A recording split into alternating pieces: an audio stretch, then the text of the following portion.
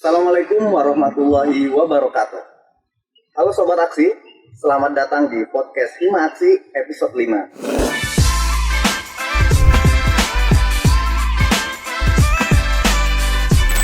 Sobat Aksi gimana nih kabarnya? Semoga sehat selalu dan tentunya kembali semangat untuk menjalani perkuliahan setelah sebelumnya kita menjalani liburan lebaran. Oh iya, tidak ada kata terlambat untuk berkata ataupun berbuat kebaikan, maka taqabbalallahu minna wa minkum minal aidin wal faizin, mohon maaf lahir dan batin.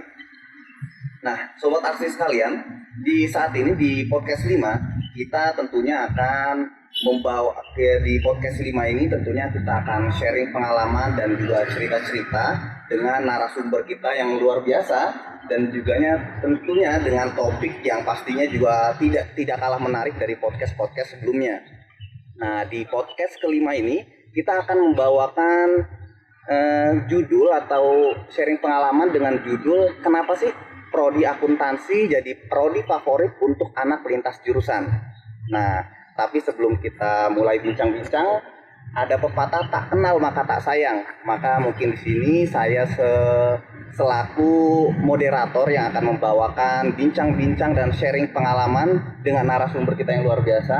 Mungkin kami akan memperkenalkan diri terlebih dahulu. Baik, halo Sobat Aksi, perkenalkan namaku Saif Zulfat. Aku biasa dipanggil Saif dan aku adalah mahasiswa Prodi Akuntansi Fakultas Ekonomi dan Bisnis Universitas Negeri Yogyakarta dari kelas C angkatan 2022. Dan saat ini kita sudah dibersamai dengan narasumber kita yang pastinya luar biasa, yaitu Kariska. Mungkin Kariska akan memperkenalkan terlebih dahulu ke Sobat Aksi. Halo Sobat Aksi semua, perkenalkan nama aku Rizka Umami. Aku saat ini lagi berkuliah semester 4 jurusan akuntansi di Fakultas Ekonomi dan Bisnis Universitas Negeri Yogyakarta. Salam kenal semuanya. Wah, luar biasa sekali Kariska. Halo Kariska. Halo Saif. Kariska gimana nih kabarnya? Alhamdulillah baik. Alhamdulillah. Oh iya, Kariska kan kemarin kita udah jalani liburan lebaran nih Kak. Iya.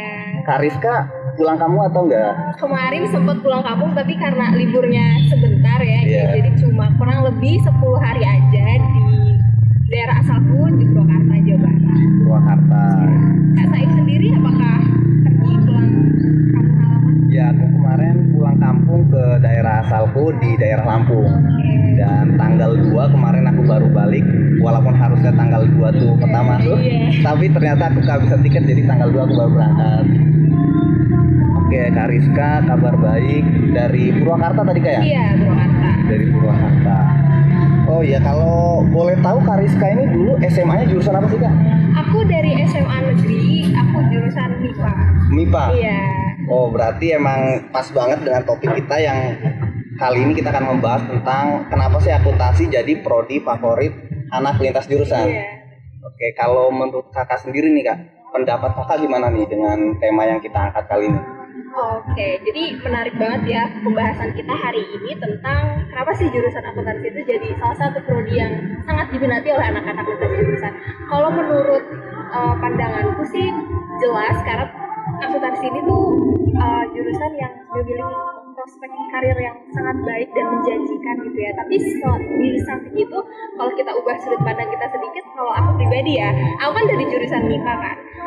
Nah, menurutku jurusan akuntansi itu jurusan rumpun sosum yang paling MIPA. Kenapa? Karena kalau di MIPA kita kan belajar tentang analitik, thinking, terus berpikir kritis, analisis dan sistematis. Nah, ternyata hal-hal yang begitu tuh juga dipakai di jurusan akuntansi dan menurut aku masih ada korelasinya. Jadi pandangan pribadiku tuh kayak gitu.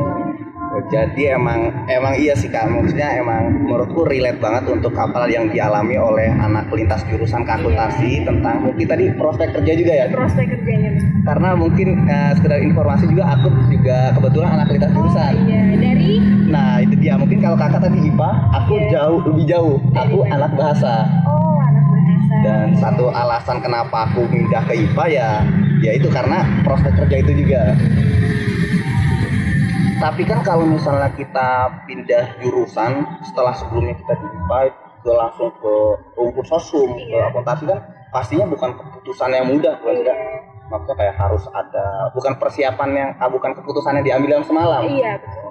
dan mungkin orang tua juga mungkin nggak langsung menerima atau bagaimana. Kalau misalnya kakak gimana kak tanggapan orang tua kakak sebelumnya? Oke, jadi untuk mendapat restu dari orang tua kan itu kan juga satu hal yang vital dan wajib harus ada gitu kan. Jadi aku juga sempat mengalami yang namanya dilema dulu awalnya, kayak ini aku bener-bener pengen gak sih sebenarnya akuntansi atau aku cuma FOMO aja gitu, karena teman-teman aku tuh banyak banget yang lintas jurusan ke akuntansi. Akhirnya di situ aku coba cari tahu.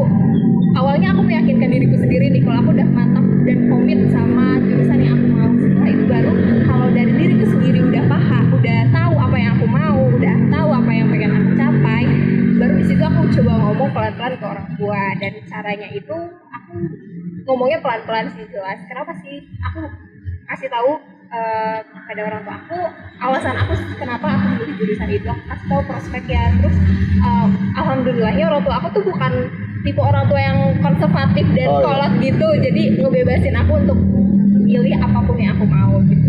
Jadi memang mungkin tuh paling pentingnya tuh kan orang tua tuh pasti pengen yang terbaik ketika buat anaknya.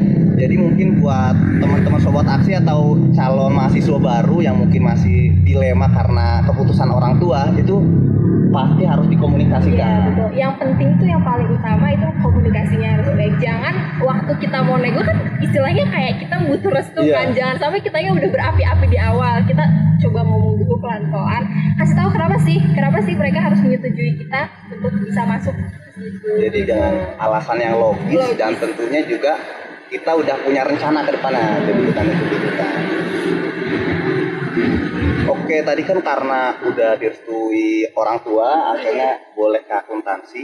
Tapi kan sebelumnya kan kakak kan anak IPA kayak. Iya, betul. Dan walaupun tadi ada beberapa mungkin hampir mirip cara belajarnya dengan IPA sama akuntansi, tapi tentu aja banyak banget pelajaran yang berbeda. Iya. Oh ya, dan kalau boleh tahu kakak masuk jalur apa kayak? Aku ikut jalur SBMPTN. SBMPTN lah. Dan pastinya SBMPTN itu kan harus dipersiapkan dengan matang lah ya kak ya. Iya, betul. Bagaimana sih kak cara kakak mempersiapkan SBMPTN Sosum? Sedangkan kan kalau misalnya saat kita SMA kan kita harus ada belajar IPA, karena kan kakaknya IPA udah itu kayak mungkin ada UAS, UTS, dan ujian sekolah. Bagaimana cara membagi waktu kakaknya? Oke, jadi terkait dengan pertanyaan gimana cara mengejar ketertinggalan betul. kan. Nah itu aku ngelakuin beberapa cara sih. Yang pertama saat itu aku ikut bimbel online. Nah di situ udah ada materi rumpun sosum yang lengkap dan terstruktur banget. Terus di situ juga udah disediain tryout yang bisa dikerjain kapan aja. Nah di situ aku komit dan konsis untuk kerjain tryout sekali seminggu minimal. Nah terus karena kita mengejar ketertinggalan 3 tahun nih sama teman-teman rumpun sosum, aku lumayan menerapkan metode belajar yang cukup ekstrim sih. Jadi waktu itu aku belajar 9 sampai 10 jam per hari untuk belajar materi dan pendalaman materi gitu. Nah terus terkait dengan pertanyaan gimana sih cara bagi waktunya antara MIPA masih sekolah kan itu SMA dan persiapan UTBK. Nah di situ aku udah ngasih spread waktu gitu loh. Jadi setiap weekend aku tuh off dari segala kegiatan yang berbau pembelajaran UTBK. Aku off dari segala kegiatan dan fokus untuk persiapan ujian sekolah aku gitu. Jadi memang ketika kita mengambil keputusan yang agak berbeda dari yang sebelumnya kita jalani, maka resikonya mungkin kita harus lebih berat ya. Iya. Harus lebih berat. Nah itu dia ketika tadi kita persiapan, dan tadi kan persiapannya kalau nggak salah masih ada kursus online, tryout gitu. Udah itu kayak ada lagi nggak sih kak, makanya kayak mungkin ada jalan-jalan atau cara-cara kita belajar selain kursus online, mungkin buat teman-teman calon mahasiswa baru nih, misalnya kalau misalnya mungkin ada grup Telegram atau grup Twitter atau gimana? Oke, jadi waktu aku memutuskan untuk SBMPTN itu kan lagi zaman COVID ya. Nah, jadi di situ tuh aku ikut join grup Telegram, grup Line. Di situ tuh ada study session. Di situ waktu istilahnya tuh study with us. Jadi di situ setiap 3 kali seminggu kita melakukan virtual meeting. Di situ kita belajar bahas-bahas soal atau bahas-bahas materi yang belum kita pahami kayak gitu sih. Itu sangat membantu. Dan yang kedua itu aku cari kakak tingkat yang udah lebih dulu berada masuk di jurusan aku. Jadi sedikit banyak beliau bisa menggambarkan ke aku gimana sih jurusan yang aku mau dan apa aja sih yang perlu dipersiapkan kayak gitu sih Kak. Oke, berarti tadi selain buat adik-adik calon mahasiswa baru yang mau muntukin lintas jurusan atau mungkin dari IPS dan pengen belajar SBMPTN atau belajar mandiri, berarti tadi pertama ada kursus online, udah itu juga kan karena kita di era digital nih istilahnya udah gampang banget. Udah gampang banget nih mobilisasinya. Oh iya, buat belajar jadi emang harusnya bukan jadi alasan lagi sih bingung tempat belajar. Jadi mungkin bisa nyari grup tele, grup WA atau mungkin di Twitter tadi ya. Iya. Dan tadi kan itu tadi perjuangan beratnya lah Karifka ke ini. Nah, setelah masuk ke akuntansi dan sekarang semester 4. Semester 4. Iya. Ini gimana Kak? Maksudnya akuntansi itu gimana? Maksudnya Kakak bagaimana tentang ilmu akuntansinya atau kesannya di akuntansi ini? Oke, sejauh ini mungkin mundur sedikit di perjalanan aku waktu semester 1 ya. Itu di situ jujur berat sih. Karena aku kan termasuk orang yang lintas jurusan dan sekelas aku juga, teman-teman sekelas aku juga udah banyak yang menguasai dalam bidang itu lebih dari aku gitu. Nah tapi beruntungnya aku adalah ketemu sama ternyata banyak juga teman-teman yang memiliki latar belakang yang sama dari sama-sama jurusan IPA. Jadi di situ lagi-lagi kita bikin sebuah grup belajar. Di situ awalnya kita diskusi tentang materi yang nggak dipahami, kemudian shifting ke bahas-bahas soal yang kayak gitu. Nah terus sepanjang perkuliahan akuntansi ini aku di semester 4, salah satu hal yang menarik dan berkesan bagi aku tuh mata kuliah audit sih. Jadi di mata kuliah itu tuh kita mendeteksi kecurangan atau fraud dalam suatu perusahaan dan itu sangat seru banget. Jadi ya emang tadi ketika kita sudah masuk juga kita mengejar tadi karena kita IPA, jadi kita kumpul sama teman-teman yang seperjuangan, senasib, belajar bareng dan akhirnya insya Allah sekarang udah kekejar ya kayak maksudnya udah. Kurang lebihnya udah sama kayak teman-teman yang tadinya dari jurusan. Alhamdulillah. Oh iya tadi kan kakak kan ngomong itu tentang kan kakak IPA walaupun sekarang udah mengejar ketertinggalan lah ya. Iya. Tapi kan tentu aja mungkin kita saat kita semester 1, semester 2 itu nanti ada teman kita yang sebelumnya dari IPS. Mungkin bahkan ada yang SMK akuntansi. Nah itu ketertinggalannya kalau menurut pengalaman saya jauh tertinggal lah kita. Bagaimana sih Kak kayak mungkin cara mengejarnya lebih spesifik, gimana cara kita mengejar ketertinggalan itu? Sebenarnya untuk mengejar ketertinggalan itu kuncinya emang cuma satu sih. Bisa tebak? Belajar lebih keras. Nah ya emang kedengarannya klise ya, kayak belajar tapi itu work. Kayak belajar itu emang itu satu-satunya cara buat kita mengejar ketertinggalan teman-teman yang udah lebih dulu mau pelajari akuntansi gitu. Jadi ketika yang kedua selain belajar jangan malu untuk bertanya ke orang-orang yang lebih expert. Itu biasanya kita tuh kayak udah minder dulu, udah kayak takut kayak dia nggak akan mau ngasih tahu kayak gitu. Padahal enggak. Padahal pas teman-teman kita yang udah expert itu malah senang berbagi ilmunya ke kita, ke teman-teman yang lain yang belum paham gitu. Jadi jangan pernah malu untuk bertanya. Jangan malas belajar, jangan malu bertanya. Bold ya. Ya jangan malu bertanya, jangan malas belajar. Oh iya Kak, kalau misalnya kakak selain tadi ketertinggalan itu ada nggak sih Kak kayak kesulitan lainnya di prodi akuntansi ini? Oke. Ini karena itu adalah masa transisi ya, kita SMA ke perkuliahan jadi agak ada culture shock awalnya. Nah, mulai dari culture shock dalam bidang akademik kayak pelajarannya kan kita nggak tahu ya. Ya itu, dan yang kedua circle pertemanan sih, itu yang salah satu yang bikin aduh kok perkuliahan kok nggak sesuai ekspektasi ya, yang kayak gitu sih, lebih ke yang kayak gitu ya. Oke, dan tadi kan kita kan ada kayak misalnya kesulitan, misalnya salah satu kesulitannya itu di circle pertemanan itu. Mungkin kakak bisa nggak sih kasih tips-tips gimana cara kita mengatasi masalah itu? Oke, kalau yang bidang akademik tadi udah dibahas kan sebelumnya. Kalau berfokus kepada circle pertemanan, mungkin kita bisa mulai untuk mendekati teman-teman yang satu domisili dulu. Satu domisili? Iya, biasanya kan dalam satu kelas tuh ada nih yang domisilinya sama atau berdekatan. Nah itu kita bisa, karena kita punya satu common things, satu kesamaan, jadi itu pasti tektokan atau ngobrolnya tuh akan lebih gampang dan nyaman gitu. Itu satu. Terus yang kedua, biasanya kan kalau perkuliahan semester pertama tuh kita dibentuk kelompok kan. Iya betul. Nah di situ bonding kalian tuh dikuatin untuk apa? Untuk dapetin teman-teman yang beda-beda dan gak itu aja. Relasi itu salah satu hal yang penting dalam dunia perkuliahan sih. Berarti ya tadi itu maksudnya ketika kita jadi di perkuliahan ini mungkin kita kayak lingkungan kita berbeda, yang sebelumnya kita mungkin satu daerah semua atau satu apa, mungkin itu tantangan juga buat kita mahasiswa gimana cara kita lebih berbaur, cara yang gitu ya. Oh iya Kak, kalau misalnya Kakak, tadi kan kita tadi udah ngomongin tentang kehidupan Kakak selama 4 semester ini. Kalau Kakak ada nggak sih Kak kayak pengalaman Kakak paling berkesan selama berkuliah 4 semester di akuntansi UNY? Oke, pengalaman paling berkesan di semester 1, mundur sedikit ya, ke semester 1. Di semester 1 kan kita masih awam banget ya, kayak kita semua masih mahasiswa baru. Di situ aku sama teman-teman aku, di situ kita bertiga, kita bentuk satu tim, kita nekat banget kita coba satu lomba business plan. Dimana business plan kan membutuhkan analisis yang sangat mendalam gitu kan. Apalagi di situ ada juga harus mencantumkan laporan keuangan. Waduh, kayak mahasiswa semester 1 disuruh bikin laporan keuangan komprehensif terkait sebuah bisnis. Nah, akhirnya di situ kita tujuannya emang cuma belajar sih, kayak ya udah kalau misalkan kita nggak menang nggak apa-apa, yang penting kita udah tahu gimana sih lomba bisnis plan itu.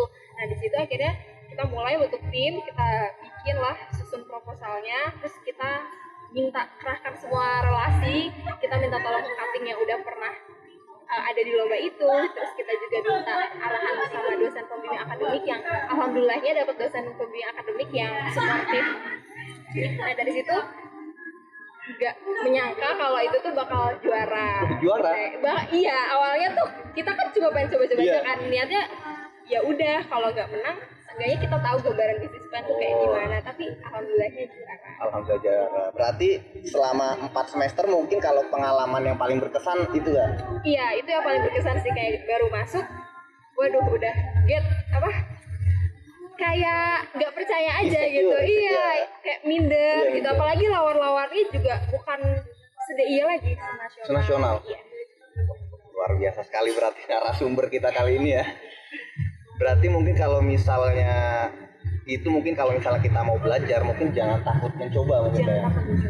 Siapa tahu iseng-iseng kita usaha maksimal ternyata juara. Iya. Kadang-kadang tuh masalah-masalah yang aku temui di kalangan teman-temanku tuh mereka tuh malas mulai karena nggak tahu mulainya dari mana, padahal dengan mereka coba browsing dulu deh, itu tuh udah satu langkah yang baik, terus setelahnya baru dipikirin kayak ini arahnya tuh dibawa kemana gitu.